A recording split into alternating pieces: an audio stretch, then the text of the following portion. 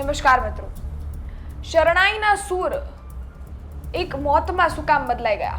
સુરેન્દ્રનગરની આ ઘટના, જેમાં એક લગ્ન પ્રસંગમાં આખો પરિવાર ભેગો થયો, પરંતુ એ જ લગ્ન પ્રસંગમાં લગ્ન ગીત ગાવાના બદલે મરસ્યા ગવાયા.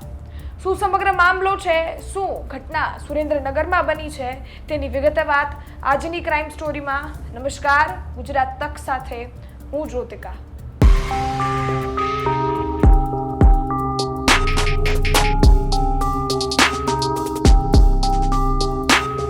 એક પરિવાર હોય, એનો લગ્ન પ્રસંગ હોય, આખો પરિવાર ભેગો થાય, એ લગ્ન પ્રસંગમાં ખુશી માણે, એ જે જોડું પરણી રહ્યું છે એને આશીર્વાદ આપે અને આખો પરિવારની સંગત થાય, એમાં વતાય. પરંતુ આજે એક ઘટના એવી બની જેમાં પરિવારમાં બોલાચાલી થતા પરિવારમાં એક યુવકે એના મનમાં મને દુઃખ રાખી અને એક યુવકનો જીવ લઈ લીધો.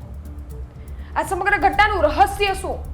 એ યુવકના મનમાં કઈ એવી વાત રહી ગઈ હતી, કઈ એવી કટાક્ષ એના મનમાં રહી ગઈ હતી કે એને કોઈ માણસના જીવ લેવા સુધીનો ફેસલો લઈ લીધો?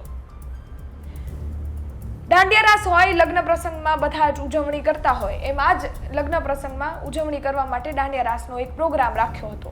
ડીજે વાળાને બોલાવ્યા હતા, બધા જ ડીજે પર ડાન્સ કરી રહ્યા હતા અને તેમજ એમાંથી અમદાવાદથી એક યુવક ત્યાં લગ્ન પ્રસંગ માણવા ગયો હતો. એને એવું કહ્યું ડીજે વાળાને કે મારા ફોનમાંથી વાઈફાઈ કનેક્ટ કરી ગીત વગાડો.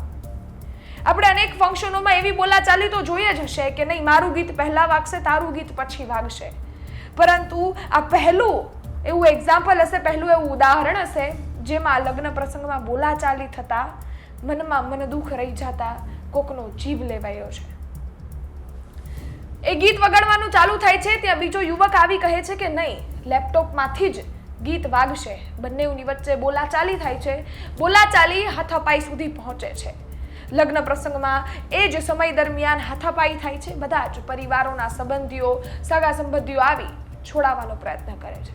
છોડાવવાનો પ્રયત્ન કરતા એ લોકો પણ એક વસ્તુ કહે છે કે આ પરિવારનો સંબંધ છે, પરિવારનો આ ઉદાહરણ છે જે તમે ખરાબ રીતે દઈ રહ્યા છો. એક પરિવારના ફંક્શનમાં, એક ઉજવણીમાં તમે આ રીતે બાજી રહ્યા છો. અને એ જ વસ્તુ એ યુવકના મનમાં ખૂંચી ગઈ, એક મગજમાં રંજ રહી ગયો અને ત્યારબાદ આ સમગ્ર હત્યાનું પ્રકરણ ચાલુ થયું. સૌ પ્રથમ આ સમગ્ર બાબત જે બની છે, હત્યા બની છે, એને લઈ અને શું કહી રહ્યા છે સુરેન્દ્રનગરના ડીવાયએસપી તે સાંભળો. ગતરોજ તારીખ 28/3/2026 રોજ બપોરના સમયે એક બનાવ લીંબડી પોલીસ સ્ટેશન વિસ્તારમાં બનેલો હતો. આ પોલીસ સ્ટેશન વિસ્તારમાં આવેલા ઉટડી પુલની બાજુમાં જે ખોડિયાર મંદિર છે, ત્યાં જે મરણ જનાર જે દીપકભાઈ જયેશભાઈ પાલજીભાઈ સોલંકી કરીને જે મરણ જનાર છે, પોતે પોતાના સંબંધીને ત્યાં એક લગ્ન પ્રસંગે આવેલા હતા. આ પ્રસંગ દરમિયાન રાત્રિના સમયે ડીજે વગાડવા બાબતે અને ડીજેમાં મોબાઈલ અને લેપટોપમાં ચલાવવા, અલગ અલગ પ્રકારના ગીતો વગાડવા બાબતે સામે જે આરોપી છે એની સાથે એમને બોલાચાલી થયેલી હતી અને બીજી પણ નાની મોટી અનબન બંને વચ્ચે જે થયેલી હતી, એના અનુસંધાને આ જે બનાવ જે છે એ બનવા પામેલ હોય એવું ફરિયાદી એમને ફરિયાદમાં લખાવેલું છે. તપાસની અંદર જે છે એ લીંબડી પોલીસ સ્ટેશનની અંદર બીએનએસની કલમ 103(1), 352 અને જીપી એક્ટની કલમ 135 મુજબ ગુનો દાખલ કરવામાં આવેલો છે.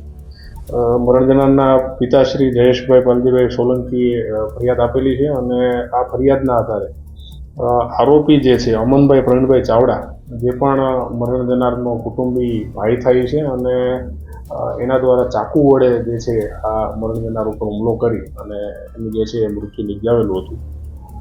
તપાસની તજવીજ આગળ વધારતા લીંબડી પોલીસ સ્ટેશનની ટીમ દ્વારા આરોપી જે છે એની શોધખોળ ચાલુમાં છે. વહેલી તકે એને અટક કરવામાં આવશે અને આગળની જે પણ કાર્યવાહી છે એ તપાસ દરમિયાન પોલીસ દ્વારા કરવામાં આવશે. આપણે સાંભળ્યા સુરેન્દ્રનગર લીંબડીના ડીવાયએસપી આ સમગ્ર બાબતે તેને જાણ કરી છે.